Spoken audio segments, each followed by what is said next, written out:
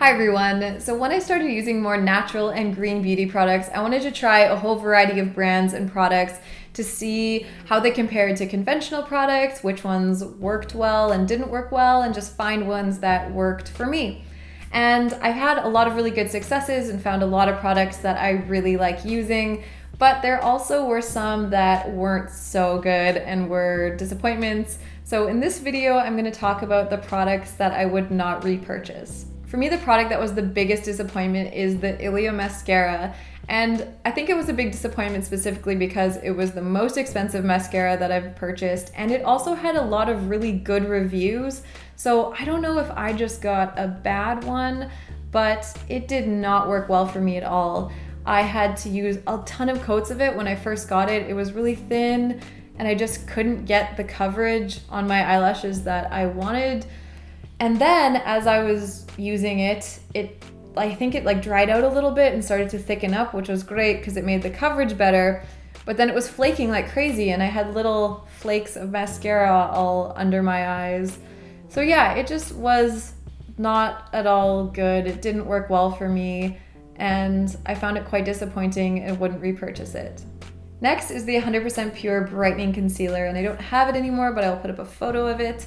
And this was the first more natural concealer that I tried and did not have a very good experience with it. And I thought maybe all natural concealers were like that, but since then I've tried other ones and I just found this one to be really creasy. It would crease all around my eyes, and also it was kind of clumpy and just wouldn't blend in very nice. And yeah, it just didn't work out very well for me, so I wouldn't rebuy it. Next is the Beauty Without Cruelty lipstick. And this lipstick, I absolutely love the color of it. It's a really dark purple, it's deep plum, but I found it really uncomfortable to wear because it was so dry. And even if I put lip balm or something under it or over it, it still would get so dry and uncomfortable.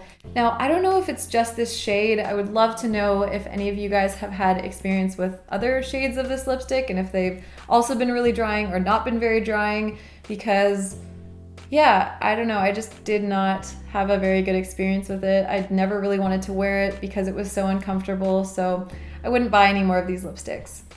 Then I have the Scotch Naturals nail polish, and nail polish, I feel like natural nail polishes is kind of a really weird thing because they all have chemicals in them and some of them have harsher chemicals than others. This one is a water-based one and it's definitely more on the less harsh chemicals end. It doesn't have that nasty nail polish smell or anything like that, but it flaked so fast. It flaked within like the first 24 hours. Now I should say though that I did not use this with the base coat or the top coat, which is recommended.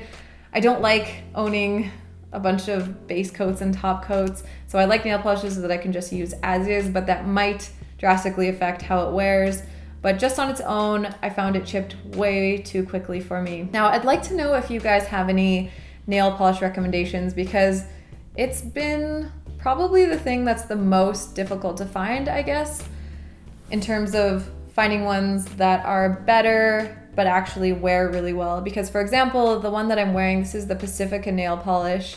This one wears really well and is quite long lasting, but it definitely has more chemicals to it. It has that like gross nail polish smell. So I don't know how good it is. I don't know a ton about the kinds of chemicals that are in nail polishes. I know there's like the 7 free, 10 free, 5 free, those kinds of nail polishes. I believe this is a 7 free one, but it definitely has whatever chemical it is that smells bad in nail polish. Ideally, I'd like to find something kind of in between these two that's less chemically than this one, but wears better than this one. But yeah, because this chips so quickly, I would not rebuy it.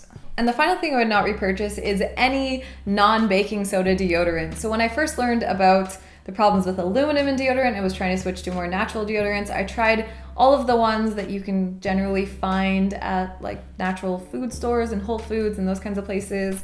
I tried like Tom's, Kiss My Face, Jason, and a few other brands that I can't remember, and just never found one that worked really well and was always kind of disappointed with them, and none of them were particularly good and just didn't work so well for me.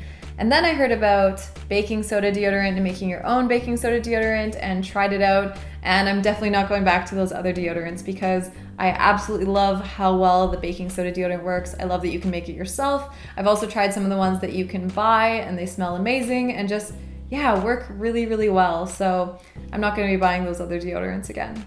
So I hope you guys enjoyed this video. I really like watching videos like this. I love hearing about product recommendations, but I also like hearing about things to maybe avoid. Now, I'm not saying you should necessarily avoid all of these are just my experiences with them. And obviously, like with the mascara, some people have had really good experiences with these products as well. Again, this is just how they worked for me and products that I wouldn't repurchase. But I would love to hear in the comments if there are any brands or products that you tried out that were disappointing and that you wouldn't repurchase, or if you have any brands that you really like and would recommend.